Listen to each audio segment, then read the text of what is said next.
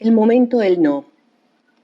Todos ellos se habían comprometido a entregar sus fusiles y lo hicieron.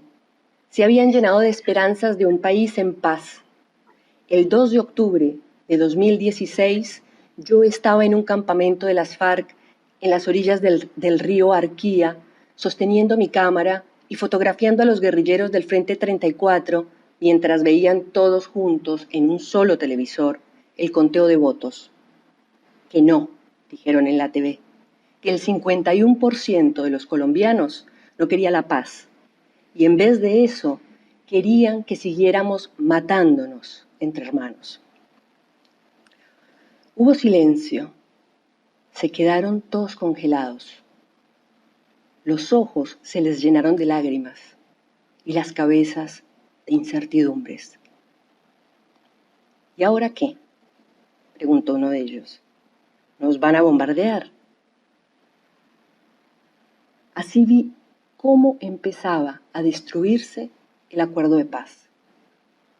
Hoy, varios de los personajes de esta foto han sido asesinados. Federico Ríos Escobar. Federico Ríos Escobar es un fotógrafo colombiano independiente que sigo desde hace muchos años en las redes sociales, donde comparte el trabajo maravilloso que hace en Colombia y en otros países, pero fundamentalmente en Colombia. Fede, ¿cómo estás? Hola Renata, y muchas gracias por invitarme a este espacio. Una alegría tenerte. Muchas gracias, sí, bueno poder conversar contigo.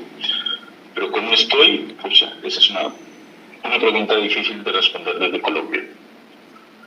Es una pregunta bien difícil de responder desde aquí porque pues el país lleva muchos años convulsionado y es imposible aislarse de esa realidad.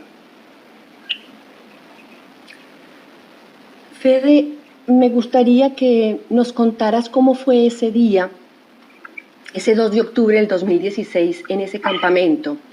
Pero también quisiera que nos contaras cómo fue que llegaste a fotografiar a las FARC en ese proceso de negociación de la paz. ¿Cuánto tiempo estuviste con ellos fotografiándolo?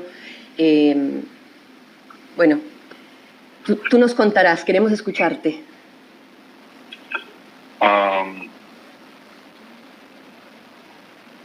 Yo empecé a interesarme por la guerrilla colombiana y por fotografiarlos desde hace muchos años. Y empecé a buscar la forma de acercarme a ellos, porque quería contar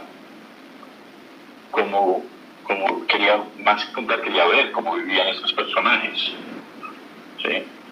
Quiénes eran, qué hacían, cómo era la cotidianidad del monstruo que nos habían pintado en los medios de comunicación de este país. Pues yo no entendía bien qué era lo que sucedía allá. Y mi pregunta, que era una pregunta inocente, era, pues estos tipos no podían vivir completamente desconectados del mundo. Para mí la idea de desconexión era imposible. Entonces ellos tenían que establecer algunas rutas, caminos, conexiones para muchas cosas, no solo para el tráfico de armas y de dinero, sino también para conseguir pues agua, carne, comida, uniformes, información. Y yo no entendía por qué, si los medios nos pintaban este monstruo tan horrible, las comunidades cerca de las zonas en donde ellos vivían, que con certeza tendrían que verlos, eran comunidades que vivían prácticamente silenciadas, no los delataban, no hablaban, no decían nada. Para mí entonces eso era un enigma tremendo. Entonces pues decidí que los quería buscar y que quería ver cómo vivían, quiénes eran y cómo era esa vida de estas personas. Y eso fue lo que hice, irme a buscarlos por las rutas periodísticas por las que uno busca. a este tipo de personajes. Y en eso los encontré y pude empezar a fotografiarlos. Cada viaje pensé que era el último viaje que hacía a una zona guerrillera, a un campamento guerrillero. Y sorpresivamente, un día me di cuenta que tenía más de 50 viajes, que llevaba más de 7 años fotografiando la cotidianidad de la guerrilla en las selvas colombianas, en todo el territorio nacional. Pero también sería mentira decir que desde el principio pensé en un gran proyecto de muchos años fotografiando, porque no, o sea, cada viaje era un contacto difícil, cada viaje eran unas condiciones complejas y muchas veces adversas, pero no sé, como granito a granito fui yendo 1, 2, 3, 10 veces y conseguí pues documentar en profundidad y con bastante extensión lo que sucedía ahí en el territorio colombiano, mientras en Bogotá o en La Habana se negociaba un acuerdo entre el gobierno y las FARC. Y uno de esos viajes, pues todos esos viajes coincidieron con momentos importantes para la guerrilla, pero sobre todo uno de esos viajes fue el viaje de hace 4 años, en que yo estaba en el campamento del Frente 34, en Taibarquía, en Antioquia, límites con Chocó, y ese era justo el día del plebiscito por la paz. Y ese día, pues yo estaba ahí, los guerrilleros se reunieron y estaban todos viendo ya el final de las votaciones en el televisor, y yo estaba fotografiándolos. Estaba esperando sus reacciones, esperando su euforia, porque creo que el país sentía un optimismo tremendo, había un ánimo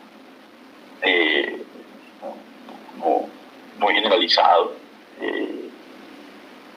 y entre todos mis amigos, entre todos mis conocidos, la gente iba a votar por el sí o no iba a votar. Pero para mí fue muy sorpresivo porque yo tiendo a ser fatalista, y aún en mi fatalismo yo me preguntaba por el no, y yo decía, pero ¿quién va a votar por el no? ¿Quién va a votar por el no? ¿Cómo alguien va a votar por el no? Veía las propagandas, sobre todo de los sectores uribistas, pues con mentiras, ¿cierto? Que nos íbamos a volver Cuba, que a los abuelos les iban a quitar la pensión, todo esto. Decía, no puede haber alguien tan torpe que compre pues estas ideas mentirosas. Yo no creo que haya alguien tan torpe que compre estas ideas mentirosas. Y yo consultaba con mi familia, con mis amigos, con mis conocidos, y aún con conocidos que eran más conservadores. Todos tenían como la misma tendencia, que era votar sí o no ir a votar. Pero nadie me dijo que iba a votar por el no. Y luego yo estaba frente a todos estos guerrilleros viendo los resultados, cuando dan el anuncio final del 51%, y fue pues una sorpresa devastadora para ellos. Para mí también, porque para mí era difícil entender que yo estaba ahí delante de estos guerrilleros, y que yo en cada viaje oía cómo, sobre todo los líderes, les hablaban de la dejación de armas, de la reintegración a la sociedad civil, de la lucha por los ideales de una manera desarmada, y luego pues nada de esto fue posible, nada de esto sucedería después de ese no. Y esos guerrilleros empezaron a preguntarse, porque estaban súper angustiados, estaban llorando, no sabían qué hacer, no sabían qué decir, incluso los líderes tampoco tenían como muy claro cómo reaccionar. Yo creo que no estaban preparados ellos tampoco para ese no. Eso los cogió por sorpresa, y se quedaron en shock. Todos ellos estaban en shock. Uno de ellos se preguntó a otro, ¿para qué nos van a bombardear? Y empezaron a conversar en ese tipo de tono, porque ¿qué va a pasar? Hay un desembarco militar en este momento, ¿sí? Porque para ellos era pues una situación de desventaja de guerra.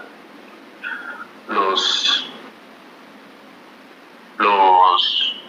organismos del Estado sabían en dónde estaban los campamentos guerrilleros en ese momento, porque ya había mecanismos de monitoreo, estaban Naciones Unidas involucrado, muchas cosas, pero lo que no había era pues como una contraparte. Entonces, pues en medio de haber vivido tantos años los guerrilleros en esa tensión de la guerra, en este momento decían, ¿qué va a pasar? Vienen a matarnos.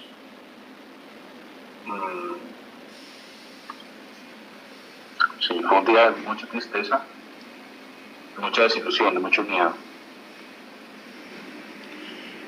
Fede, ¿tú crees que lo que pasó ese día, lo que pasó con esas elecciones, con ese plebiscito, fue, como lo dicen algunos estudios, producto del odio y de las mentiras construidas por mecanismos de la tecnología? ¿Cómo fue ese momento previo de la construcción de ese no en las mentes del pueblo colombiano, en esa mayoría que votó? ¿Qué crees que jugó? Yo creo que hay varios factores. Yo creo que la narrativa mediática durante los últimos 53 años hacia el conflicto armado colombiano ha sido una narrativa no solo sesgada, sino ambiciosa de poder. Y en ese sentido de ambición de poder ha sido una narrativa arrodillada y servil al poder. Y en eso, la mayoría de los colombianos han caído muy fácil en esos juegos informativos. Han mordido el anzuelo de una forma muy inocente. Y con esa inocencia se han creído un montón de mentiras. Diana Calderón es todavía la jefe de noticias Caracol en Colombia, jefe del servicio informativo de la radio Caracol, que es una de las radios más grandes del país. Y Diana Calderón tiene además una columna de opinión en El País de España, es un periódico de bastante prestigio, y uno pensaría que una mujer como Diana Calderón es una mujer al tanto de las informaciones del país y apegada a la verdad que revelan las informaciones de las investigaciones. Esta mujer, en una de sus columnas de opinión en El País de España, escribe atribuyéndole a las FARC el collar bomba en el que murió una persona. Pero eso, que es un gesto completamente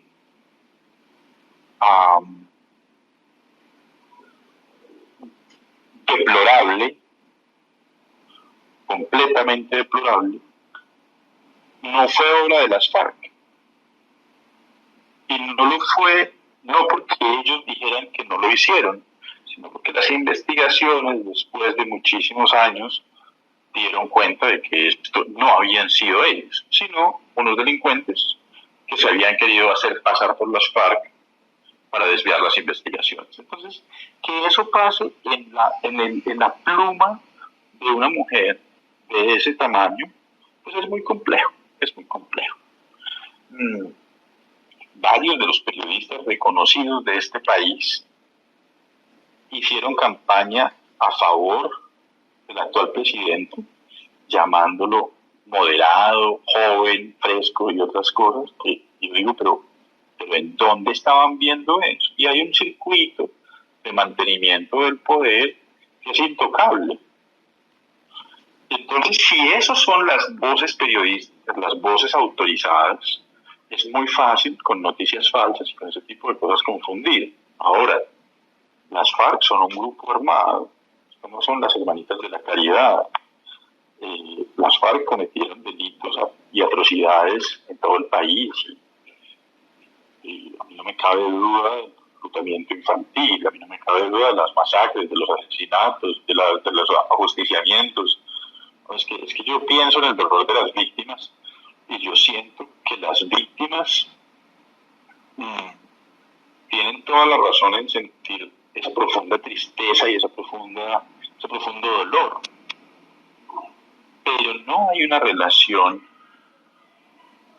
de las víctimas con el odio. Lo que sí veo es una relación de las mentiras con el resultado del plebiscito. Y ahí hay una diferencia. Entonces yo creo que sí, esto fue, y lo dijo el gerente de la campaña, era una campaña barata para que la gente saliera a votar llena de odio, y eso hizo la gente, les funcionó perfectamente. O sea, como el plan salió de maravilla, la gente salió a votar con odio, pero odiando además una mentira. O sea, la gente no estaba odiando a las FARC, la gente estaba odiando que si eran de la tercera edad, el acuerdo con las FARC les iba a quitar su pensión. Eso era una mentira. Y lo sigue siendo y lo es hoy. Que a las FARC les iban a pagar no sé cuántos millones de pesos mensuales, que iban a vivir en hoteles de lujo, que iban a... Todo esto se inventaron una campaña de mentiras, la gente votó por las mentiras y hoy seguimos viviendo una mentira. Y eso es una situación bien dramática, porque sobre todo es una mentira que le da continuidad al poder corrupto en el poder. Y pues estamos viendo las consecuencias de esos actos. Entonces, a hoy lo que tenemos es un país bañado en sangre. Esta semana aparecieron grafitis de las autodefensas gaitanistas de Colombia en más de 150 municipios el mismo día. Eso es un despliegue de poder y es una operación con un nivel de precisión y de sistematicidad muy asustador. Porque eso significa que tenemos un grupo al margen de la ley, armado y coordinado en todo el territorio nacional, obedeciendo las órdenes de no sabemos quién, por no sabemos qué ideales. Eso es dramático y de eso no se habla en los medios. Entonces, pues para mí la situación del país es un momento bien complejo. Y creo que por muchísimos años seguiremos pagando los platos rotos, no solo de haber dicho no al plebiscito como país, sino de que aún, firmado el acuerdo de paz, no se le esté dando cumplimiento a lo pactado. En los textos de investigación social que hablan sobre los acuerdos de paz, porque este no es el primer acuerdo de paz en el mundo, esos textos son muy claros frente a las expectativas de desmovilización.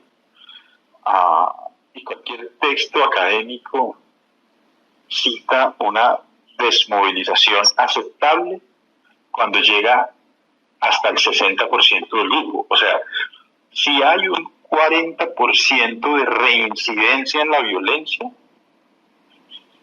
se sigue considerando aceptable una negociación. Pensar que no hubo disidentes de las FARC o decirlo, pues es una mentira, ¿no? Es una obviedad. Y las voces de los contradictores siempre reclaman eso. Iván Márquez, el Paisa y Santrich, todo esto que llaman la nueva Marquetalia, está en la ruralidad pues haciendo narcotráfico y haciendo guerrilla, y eso es cierto, eso es innegable, eso es obvio, pero pensar que el proceso, que el acuerdo fracasó por esos personajes también es un nivel de torpeza muy alto. El acuerdo tiene unos niveles de satisfacción muy altos, tiene unos niveles de cumplimiento por parte de la guerrilla muy altos, pero yo no encuentro un balance entre el cumplimiento de los guerrilleros y el cumplimiento del Estado. Y hay una cosa que para mí es fundamental, y es que yo no le puedo pedir a los delincuentes que cumplan de la misma forma que le pido al Estado que cumpla, ¿sí? Yo no le puedo pedir a un ladrón que no mate de la misma manera que le pido a un soldado o a un policía que no mate, porque es que el policía tiene una vocación, un deber, una estructura institucional desde la que actúa. Y el ladrón es, por concepción, un marginado de la sociedad, un automarginado de la sociedad, es una persona que está asumiendo unas conductas antisociales. Entonces, exigirle a ambas partes cumplimientos iguales es una torpeza, es una miopía. Y eso es, digamos, un poco el debate en el que estamos en Colombia. Y lo que sucedió anoche, lo que tiene hoy el país también un poco hablando duro sobre el asesinato de Álvaro Gómez, las FARC reconocieron que ellos lo asesinaron y ahora resulta que hay algunas personas a las que esa narrativa no les conviene y entonces está todo el país dividido porque claro, querían verdad de parte de las FARC, ahora los FARC aceptan la verdad, pero como no es la verdad que les funciona, entonces nadie la quiere aceptar. Es una situación bien compleja. Esto no tiene ni pie ni cabeza y a mí me da mucho miedo que cada vez más lo que siento es que el gobierno colombiano, las autoridades colombianas abandonan y le dan la espalda a los ciudadanos y al país. Gobiernan para su grupito de amigos, gobiernan desde casi unas ideas de monopolio, gobiernan no desde una idea de sociedad realista, sino desde unos ideales pues no sé, que son bastante torpes. Veíamos hace unas semanas, estaba una de las viceministras hablando en estos programas de la presidencia diciendo que los campesinos ya no eran más campesinos y que no podíamos llamarlos más campesinos, sino que ahora ellos eran emprendedores del campo. Yo no, emprendedores del campo no, pero señora, por Dios, o sea, sensatez, que no son ningunos emprendedores del campo. Una persona que se levanta a las 5 de la mañana a ir a bolear asadón en el frío del páramo o en un cultivo de papas, no es ningún emprendedor del campo, es un campesino pobre además. Y en Colombia lo que tenemos es eso, pero estas personas del gobierno, como campesinos, piensan en el campesino que tiene 400 hectáreas sembradas de arroz en los llanos orientales, en un cultivo industrializado, que tiene una empresa sólida detrás, suficientemente solvente como para pasar la pandemia sin ningún tipo de necesidad. Y entonces en esta distopía que vivimos en Colombia, las cosas pasan como diferentes en la cabeza del país y en la cabeza de los gobernantes. Fede, te hago una pregunta. ¿Te has encontrado, yo he visto fotografías muy impactantes de ex guerrilleros que se han podido insertar, que han llevado adelante proyectos muy hermosos y que los has encontrado después de haberlos fotografiado durante las negociaciones? ¿Cuál de esas historias te gustaría compartir con nosotros?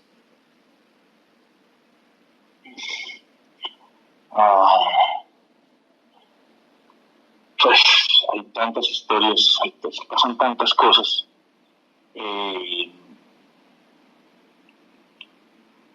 A mí sobre todo me sorprenden los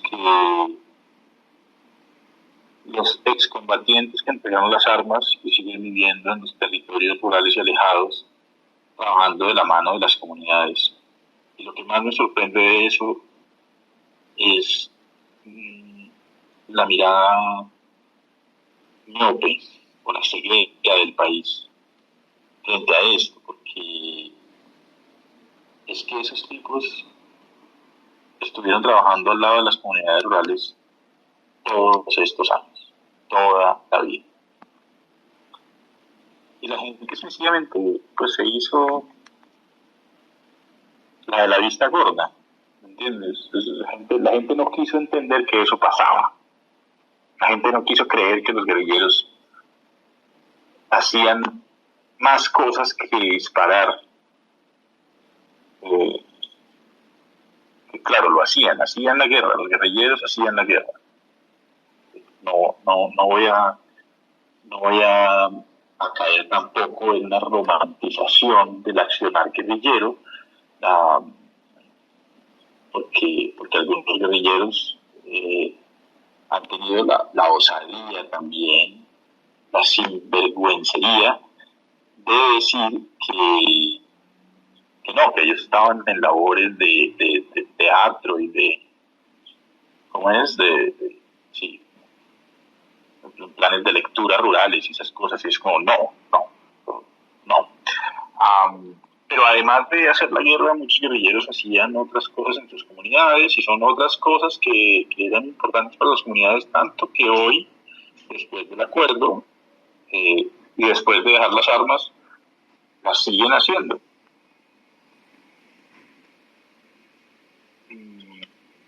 Entonces, guerrilleros que hoy son arrieros, porque lo fueron siempre. Guerrilleros que hoy son, no sé, personal médico en sus comunidades, personal odontológico en sus comunidades. Para mí fue muy fuerte, por ejemplo, eso. O sea, como muchos guerrilleros aprendieron odontología y hacían brigadas para atender poblaciones rurales muy alejadas. Y yo una vez llegué a fotografiar un frente guerrillero y me encuentro con que estaban mostrando, estaban presentando como un proyecto de atención odontológica para una comunidad. Presentaron el proyecto y yo oí y pensé como pues eso suena muy bien. Y me quedé pensando, eso suena muy bien, pero yo no creo que ellos lo hagan. ¿Por qué? Y pues lo hicieron. Bueno, porque me parecía muy complejo trasladar una unidad odontológica a una población que queda a 2 días de camino de cualquier carretera. Okay. Y atender en odontología a toda la gente del pueblo que quisiera hacer la fila para atenderse.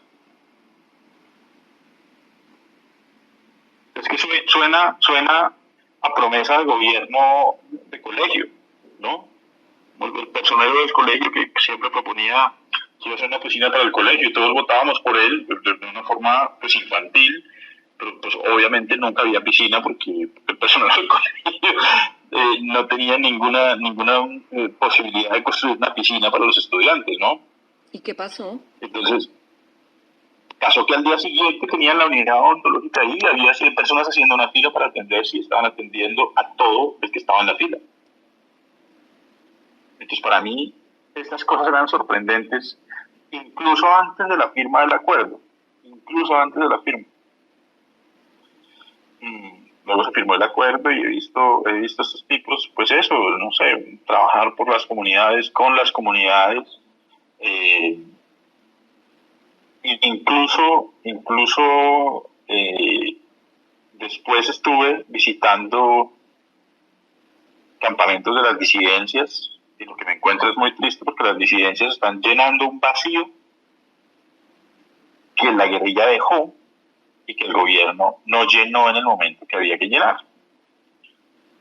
Entonces, cuando voy a los campamentos de las disidencias, los que me dicen los campesinos de los lugares más apartados es que los guerrilleros salieron y los guerrilleros eran la protección de estas personas y después llegó el Estado a atropellarlos y me muestran los campesinos los videos de los atropellos del ejército y el ejército saqueando y acosando a las mujeres.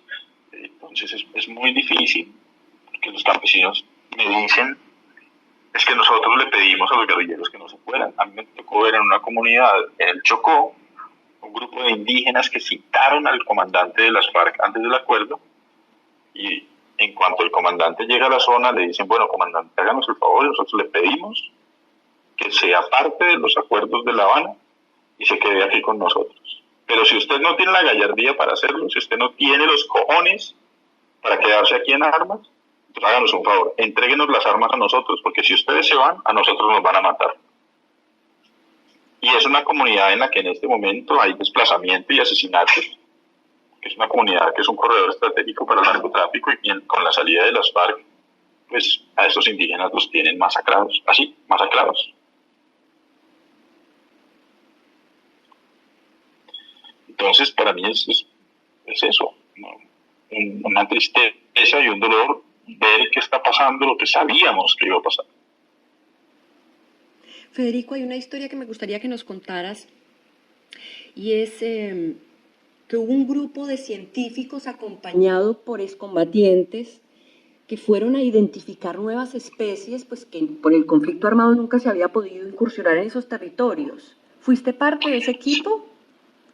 Bueno, yo no fui parte del equipo, yo estuve documentando lo que hacía el equipo. Esto se llama Expedición Viva Norí y es una expedición en la que participaban 50 científicos y un grupo de 15 excombatientes, todos articulados por Naciones Unidas y algunas personas de la sociedad civil. Iban a una montaña en el norte de Antioquia, una zona muy extensa, que no había sido posible desde la investigación científica. Entonces, claro, con el conocimiento de los guerrilleros para moverse en la selva, con el conocimiento sobre minas antipersonales, pero además sobre la selva en sí, esto hacía más fácil las condiciones para los científicos, y los científicos lo que aportaban era eso, su conocimiento científico, sin tener como un dominio completo del territorio. Y fue una experiencia muy enriquecedora, porque por ejemplo, había unos expertos en murciélagos, entonces por las noches ponían unas redes especiales para capturar los murciélagos sin hacerles daño y poderlos investigar. Y había dos mujeres guerrilleras que estaban muy interesadas en esto, pero estaban muy asustadas de los murciélagos, porque no sabían nada sobre los murciélagos, solo en los campamentos y en su vida en la selva, solo los veían ahí, les temían, pero era un temor desde el desconocimiento, un temor muy alejado de lo que pasaba. Entonces, ya viéndolos y aprendiendo a manipularlos, aprendiendo a capturarlos y a diferenciarlos, era una fascinación científica, ¿no? Una fascinación por la ciencia. Y era un ejercicio, una comunión, pues sí, muy bonita, muy armónica, en la que cada parte aportaba conocimiento desde su perspectiva, y en ese aporte pues había una simbiosis, un diálogo bien interesante. Pero duró poco porque a esa montaña, a ese punto en este momento no se puede regresar, precisamente porque cuando las FARC salieron de allí, el Estado no llegó, y cuando el Estado llegó ya era demasiado tarde, ya otros grupos habían llegado y la zona está en manos de otros grupos, están en manos del narcotráfico, entonces no se puede ir más, ya está. Yo creo que por 2 años, 2017 y un poco el 2018, en Colombia se pudo acceder a un estado al que antes no se había podido. Y luego se cerró el país de nuevo. Y en este momento no se puede recorrer el territorio nacional con la libertad que se podía durante 2017 y 2018. Sin embargo, sigues haciendo tu trabajo como fotoreportero, ¿no? Claro, lo que pasa es que también yo tengo que entender que mi trabajo tiene unas condiciones muy especiales, que son en general unas condiciones de privilegio. Yo tengo un gran medio detrás de mí que me respalda, y que en términos de seguridad y de logística es un respaldo increíble. Yo tengo un conocimiento de cómo recorrer este tipo de escenarios y este país, que me ponen en un lugar también, pues sí, privilegiado, en un lugar diferente al lugar del resto de la población. Y tengo pues unas redes de contactos y unas redes de seguridad que me permiten eso. Y además tengo, no sé si será inconsciencia o qué, pero yo voy porque siento que es una necesidad también para mí y documentar lo que está sucediendo allá. Pero es que yo no puedo recomendarle en este momento a ninguno de mis amigos, oye, ¿por qué no te vas y haces el recorrido por el río San Juan desde Itzmina hasta Buenaventura, que es una cosa hermosa y fascinante, pasando por el lado de la desembocadura del Cipí y parando en Navanamá, que es una población pequeña, muy bonita en las orillas del río San Juan, ¿no? Porque cualquier persona que se interne en el río San Juan se va a ver en el medio del fuego cruzado entre los paramilitares y los guerrilleros del ELN en este momento, y con una altísima susceptibilidad de ser secuestrado o incluso asesinado y desaparecido. Entonces es como, claro, yo recorro el país, pero tengo que hacer una operación logística antes, durante y después de esos recorridos, y es una operación que no se puede permitir una persona del común. Cualquier persona que esté oyendo tu programa, cualquier persona que esté oyendo esta entrevista no puede decir, ay, mira qué maravilla, voy a ir al río San Juan entonces, y llegar así como a Buenaventura, a ver quién lo lleva por ahí, a ver si encuentra un plan turístico que de Buenaventura tome la bahía y luego se adentre por el río. No, eso no existe en Colombia. Entonces, pues yo voy a esos lugares porque es mi trabajo, porque es también mi inquietud personal, pero no por nada más, ¿cierto? Hace 15 días estaba cruzando entre Samaná y Florencia, unas trochas horrorosas y abandonadas, con mucho miedo también. Es como, ok, bueno, ¿qué pasa si me encuentro aquí un actor armado? ¿Cuáles son los actores armados que hay en la zona? ¿Me van a disparar? ¿No me van a disparar? ¿Me van a secuestrar? ¿Qué va a pasar? Pero vivir esa zozobra, solo vivir esa zozobra, ya es un drama tenaz, ¿no? Tenaz. Y yo creo que es un drama que no necesitamos, es una situación que podríamos haber evitado, pero que hoy en día en Colombia pues no se puede obviar. Entonces, pues en este momento de pandemia viajar es muy complejo, pero aún sin pandemia recorrer el territorio nacional colombiano en este momento es un imposible. Es como nadie puede ir a la serranía del Perijá, nadie puede, nadie, de ninguna manera, es un suicidio. Y así, la lista de lugares en Colombia que están vetados es extensísima, extensísima. La carretera de Villavicencio a San José del Guaviare, es como, mira, no vas a tomar esa carretera después de las 2 de la tarde porque no vuelves, ¿sí? Y muchos otros lugares, y hay sitios que son más dramáticos que otros. Hay pueblos que sencillamente pues, no puedes hacer nada. Fede. Lo que está sucediendo en el Bajo Cauca, las masacres en todo el país, es que es eso. O sea, tenemos un país completamente cerrado, en que cada uno vive pues, viendo la televisión entre su casa para no arriesgarse, y no más. Federico, siguiendo tu trayectoria en tus fotografías, en las redes sociales donde las compartes, siempre me pregunté una cosa: ¿cuál sería esa foto que no tomaste de ese momento maravilloso que viviste, que tus ojos vieron recorriendo Colombia?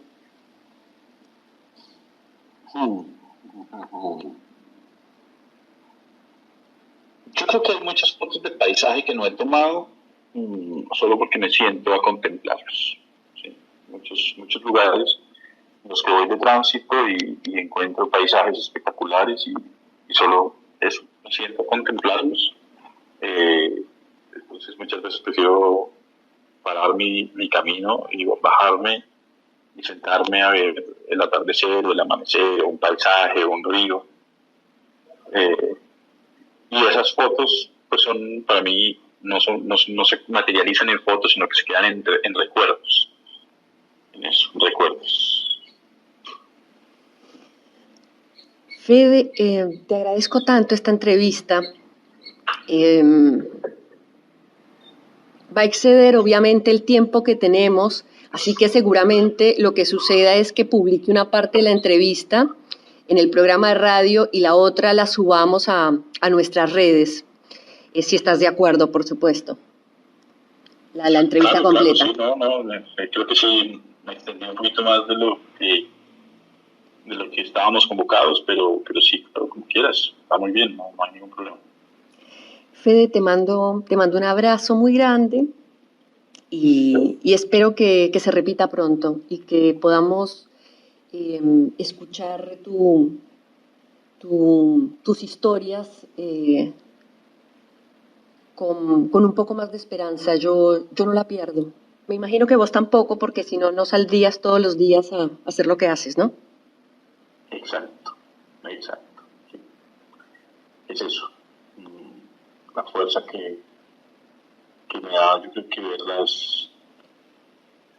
las víctimas reponerse y buscar un país con verdad, con paz, con reparación, con justicia, más allá de los odios. Gracias. Te mando un abrazo muy grande. Dale, un abrazo para ti también. Muchas gracias.